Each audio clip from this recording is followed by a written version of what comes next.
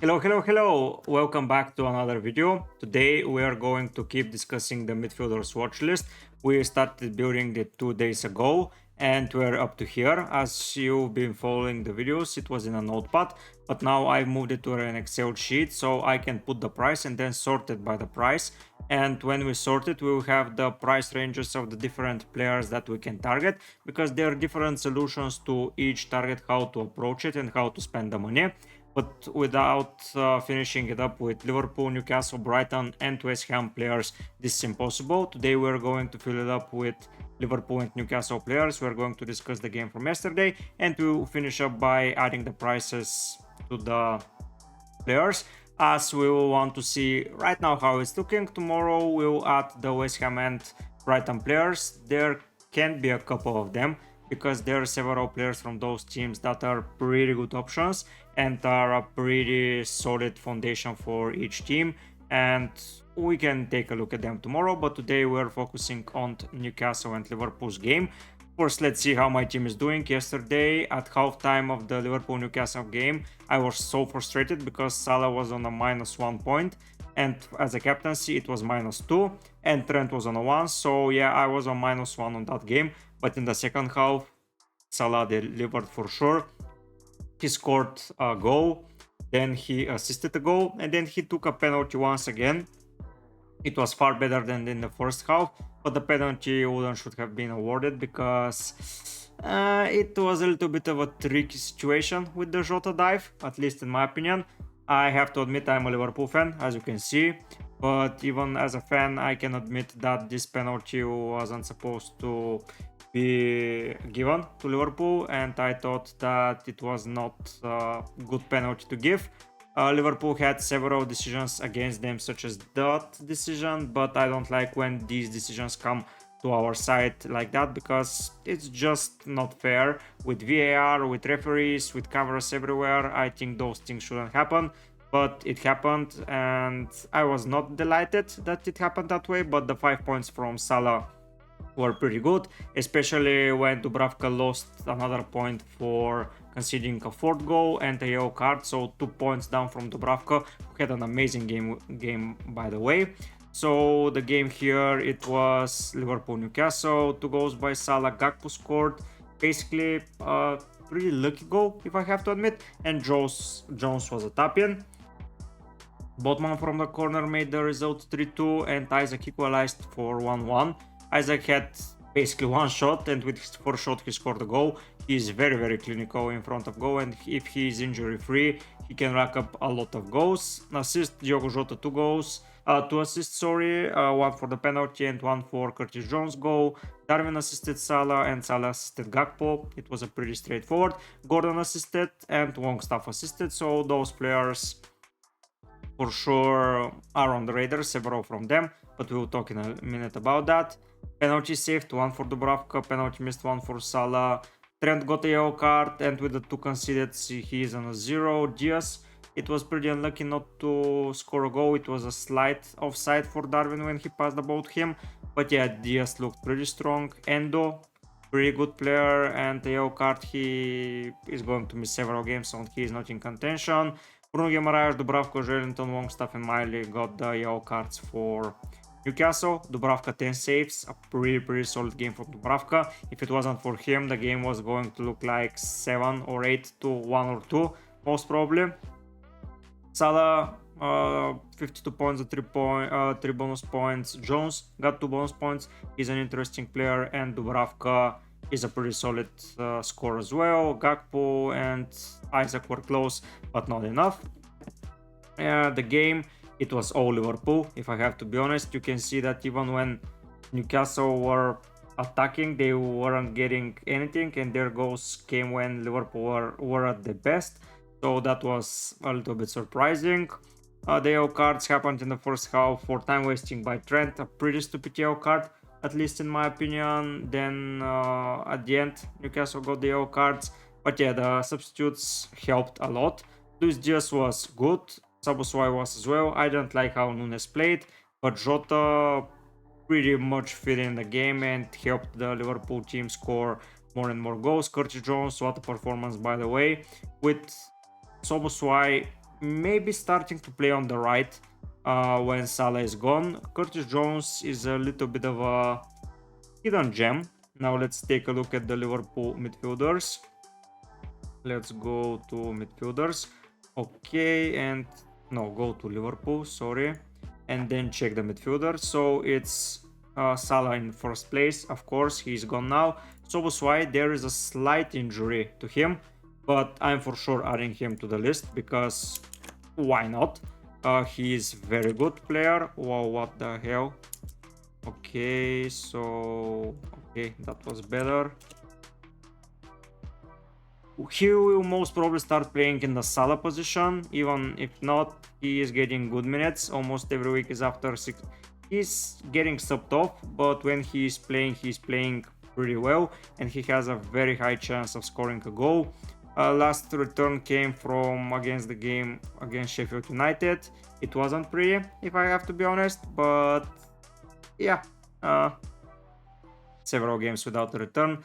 Not good, but sometimes he returns big, sometimes he doesn't. And now for the right wing position where he played against Leipzig, it can get even better. At least in my opinion, that's he's here. If I see a glimpse in either FA Cup or Carabao Cup against Fulham that he's playing on the right, he may be highly considered. Diogo Jota for sure is considered for Liverpool because what is happening? Why is this like that? Okay, I'm not sure, but let's do it like that. Okay, I need to format those cells. Something happened here.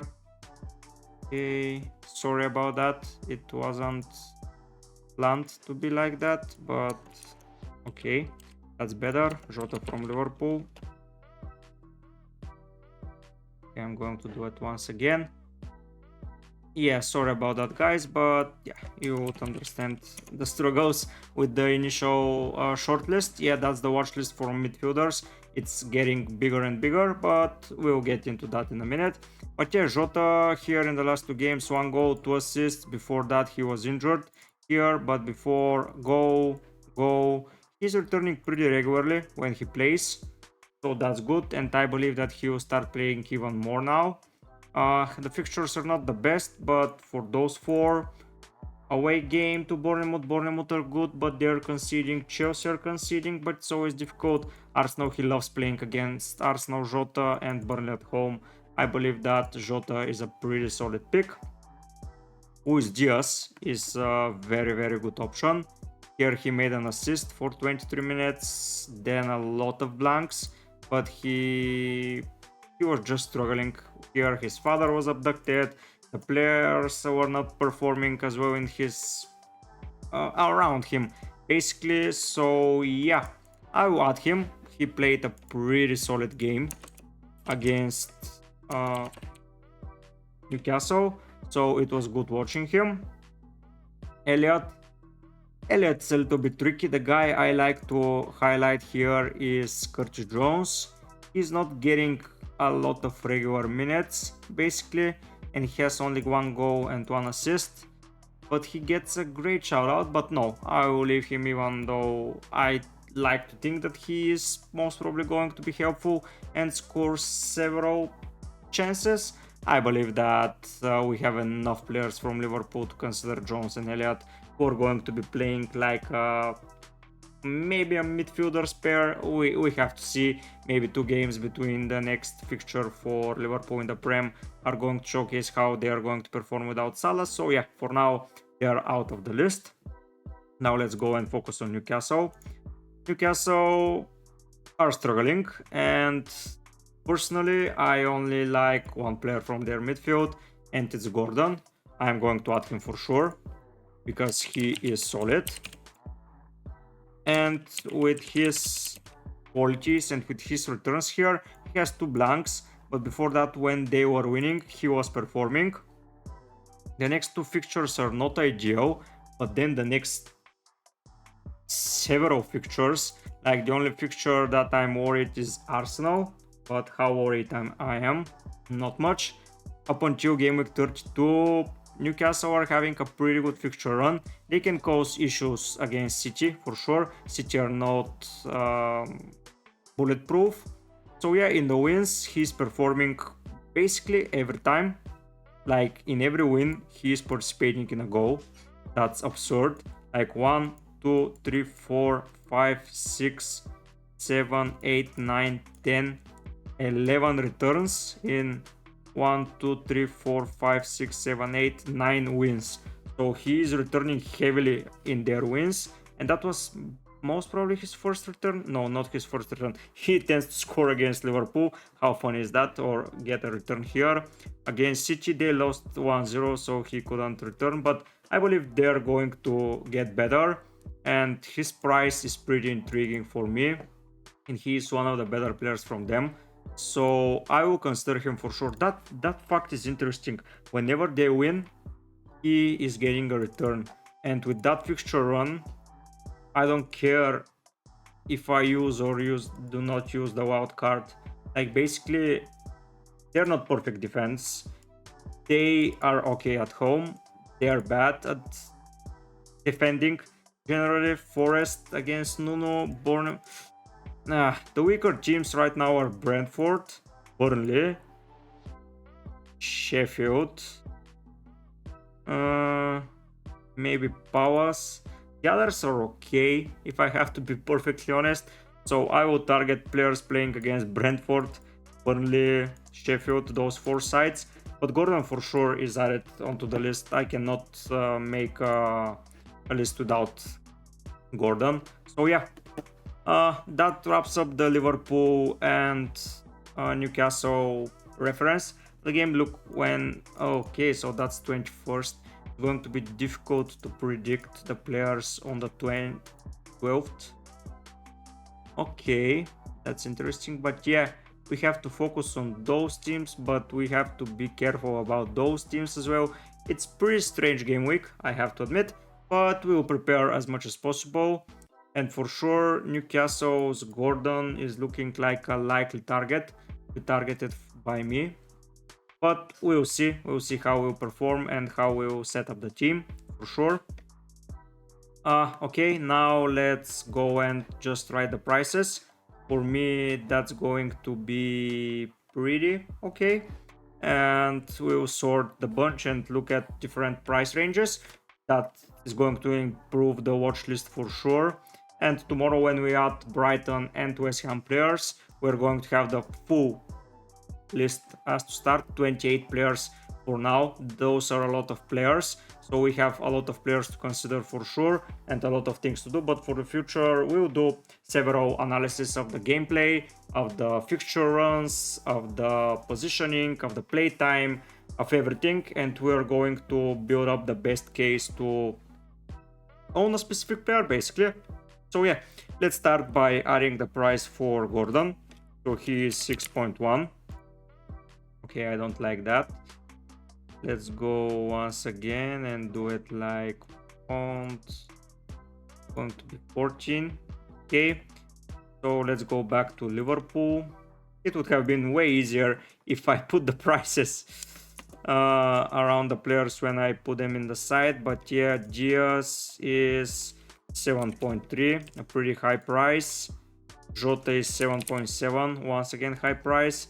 7.1 for Szoboszlai.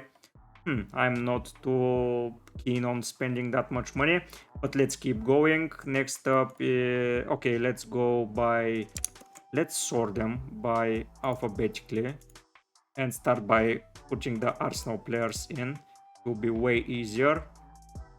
So Saka is 9 million, Odegaard is 8.4, which is better, and Martinelli 7.7. So Martinelli and Jota are the same price. That's interesting. Let's go now to Bournemouth. Oh no, let's go to Villa. Okay, here I wrote them as Villa. Okay, Douglas Luiz is at the time of recording 5.5, so he is a pretty solid price to be picked if I want to save some money. Bailey as well, by the way, but the penalty taker for 5.5. We have to see how many of his goals are non-penalties, because it's never sure that you receive a penalty basically.